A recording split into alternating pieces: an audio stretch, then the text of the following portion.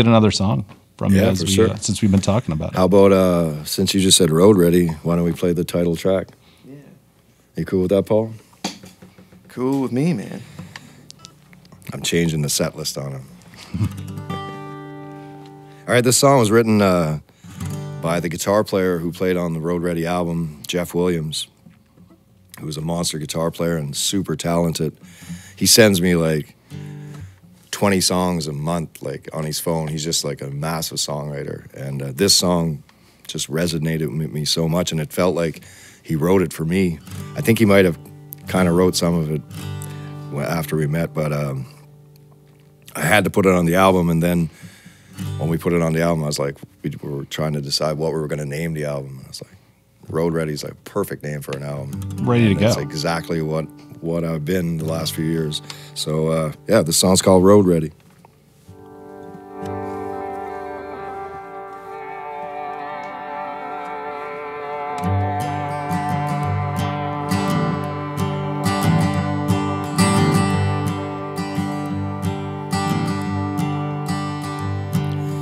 I've been sitting still way too long. Yeah, I'm packing up tonight and getting gone. I was built for rambling on the highway and beyond. I don't make a lot of stops, just keep on keeping on. I'm road ready, I'm built for speed. Ain't got time to drink your wine, need octane gasoline.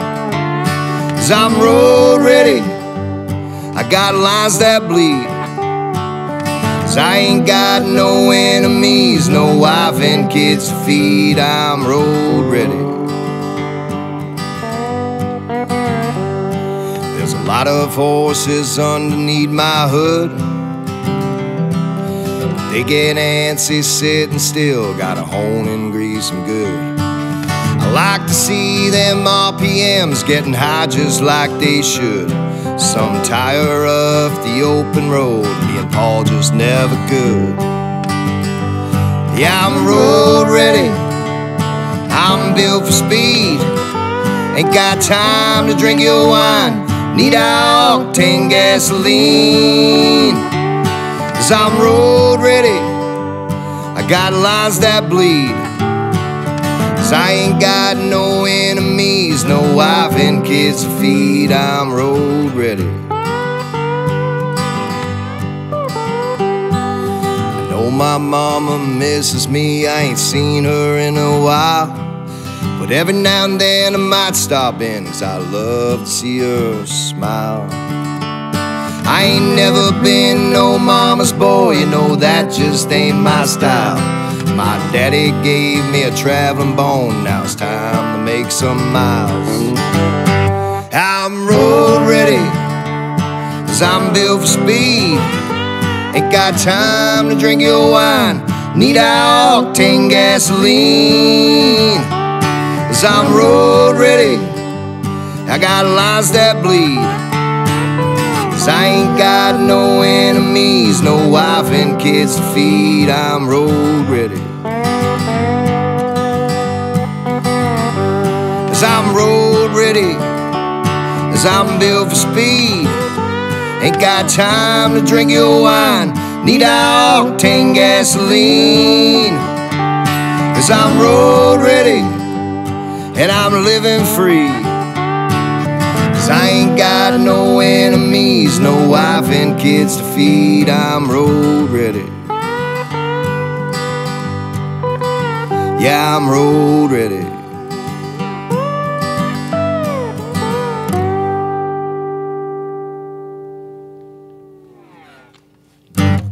Yeah, Road Ready by Jay Gavin here, and Studio B, WNTW. Thanks so much, Jay. Thank you, man. Yeah, I was watching that music video. Oh, yeah. Yeah. That was a fun one to make, man. I could tell you loved it because you were in a mechanic shop. Yeah.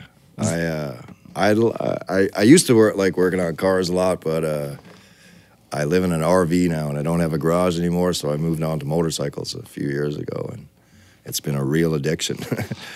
I was gonna say, yeah, I saw you like in a Harley, like I think it was like a pullover or something like that, and I noticed the motorcycles, the music video, and all that stuff. So are you a gearhead then? Yeah, sort of. I mean, that stuff is so expensive, and that's a hobby. Like that's a career in itself. Is you play music, or build old cars. I have an old '71 Shovelhead right now that I'm always working on, and that's enough for me. One day I'll hope to own a few more, an old hot rod or something. But yeah. Awesome. Yeah, it brings out the authenticity of that song, though. Like the music video and the song fit together really, really well. So we did a music video for a song I did, Better Man. It was featuring my mentor, Billy Don Burns, and excuse me, I directed that video myself because I have a bit of a film background, and I hired these actors to play in it, and the young actor who played in it turned out to be a director, and he did Road Ready, and he'll probably be doing all my music videos from now, and he was really, really good. We work really well together, and we did all that in like 4 hours one day. Me and him, the director, and me and the other guy that was in it, and it was in December in Vancouver, and you could see the ice and the puddles and the snow on the ground. Yeah, it was a blast to make, and it was really fun. Yeah, that's cool. Yeah, stay with that film or whoever's making that music video because it complements it really, really well. It had a lot of views too. Yeah, Road Ready is out there on YouTube. That's where I found it. And cool music video. Taylor Hildebrand, and he's living in Boise, Idaho now. So the next time we do a video, I have to go down to Boise. He said he moved from Canada, but he told me he found an old ghost town in Silver City down there. So we're gonna go maybe do something. Fingers crossed. Very nice. Well, yeah, I hope you get to work with him again. Oh, yeah. And yeah, for the song itself, I mean, authentic is what comes to mind. I was reading about your career and that like you are literally been traveling for like the past year and a half or something like that and just giving it the full go with the music thing, staying in your band, making it down here to the Southeast to do some radio stations and stuff like that. How's it been? I mean, again, the optimism kind of shown through for me on that song. Where I mean, you're ready to do this. You're talking about no commitments. You're talking about your old man and what you're up to. That you're ready to hit this thing. I'm gonna hit it until. I'm really hoping to die out in the road with my boots on. I just want to. I'm too old now to really care about success anymore, and. That's kind of been a blessing because now I'm successful because I don't care about what I do. If I'm out here playing and just meeting people, that's all I want to do. It's funny how it works. The less you try, the more you achieve what you're looking for. Yeah. Well, so I wanted to talk about maybe how this album came to be because this is your second solo album, full-length solo album. Yeah, I did. Well, I did an EP in between. I did Boat on a Whale. I did that with my buddy Jesse Brent from Canada. We were called the Tired Sunday Choir at the time. And I was just having so hard to keep band members, so I just decided to lose the Tired Sunday Choir and just be Jay Gavin because it's always just going to be me. And hopefully Paul's going to be sticking around for a while because I really enjoy playing with Paul. But it's hard these days to keep players because it's so expensive to tour with players, and I just want to tour all the time. I'm not interested in sitting around home and playing local shows. I mean, I love that, but I want to be out here. There's the whole world out there, yeah. Yeah, man, it's getting smaller all the time for me. Like almost now, every state I go into, I know people I can go and stay at their house, and that I feel like family with, and it just, I love it. Let's close this world in, make it as small as possible. Oh, absolutely. The musical community definitely, makes the world a smaller place. And everybody kind of seems to, once you get into it, know each other. And so one of the ones that I wanted to bring up was Denny Knight, who's the producer of this album. And I think that he's kind of responsible for calling you down to Nashville. Is that right? Well, no, that was, again, Billy Don Burns. Okay. I'm such a fan of Billy, and he's 75 and thinking 2 months, and he's still doing what I'm doing out there. He's like he's a warrior, man, and the poet warrior. But he was working. He's worked with Denny a lot, but he was doing his last album. Denny was mixing it, and I was coming down to Nashville to maybe record a couple songs while I was down there at the Bomb Shelter. I don't know if you ever heard of the Bomb Shelter. It's another studio in Nashville. It's a great studio, but it's more like you got to be prepared and you're in and out. And I just reached out to Denny and said, hey, I'm a friend of Billy's, sort of, and I like what you're doing. I sent him a couple of demos, and he said, just come on down. And I did, and we hit it off. And Denny's like a brother now. It's like I have dinner with his family all the time, and like, yeah, they treat me really, really well. And he's amazing. He's produced like Conway Twitty and Waylon Jennings, Johnny Cash, and Jeff Williams is the first person we brought on. Denny brought in, and as soon as I met Jeff, we hit it off. He's like super funny and a great guy, and he's played with Johnny Cash and June Carter Cash, and he's been around the block, and he's so talented. And we did 2 songs together, and then we're like, well, let's just keep this thing growing. And I had a bunch of songs written, but I was just so inspired down there, and I just ended up, like half the album was written in the studio down there. Just didn't get a chance to play them live. We just wrote them and we loved them. And then we brought in Steve Hinson, who's like... He's on the pedal steel, right? Yeah, like Dolly Parton. He's played with Bruce Springsteen. He's played with John Conley, like everybody's country music Hall of Famer. And Jay Gorman on bass, and William Ellis on drums, and Jeff Armstrong on keys. It was just like a loaded band. So it was very, very, very easy project.